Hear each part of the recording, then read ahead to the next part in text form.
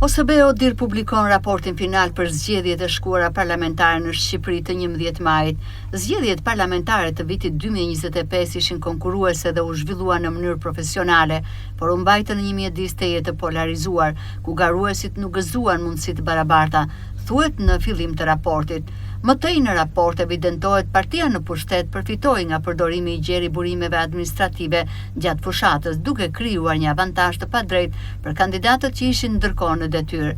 Çështje të tjera shqetësuese, thotë OSBE, përfshin raportimet për shitblerje votash, tentativat për të ndikuar pa të drejtë tek zgjedhësit e marginalizuar, si dhe pretendime për ndikim të elementëve kriminal në disa parti politike. Në përgjithësi, votimi nga jashtë, thuhet në raport, u organizua teknikisht mirë, duke pasur parasysh edhe që numri i regjistrimeve rezultoi të ishte shumë i madh, sesa pritej nga KQZ-ja.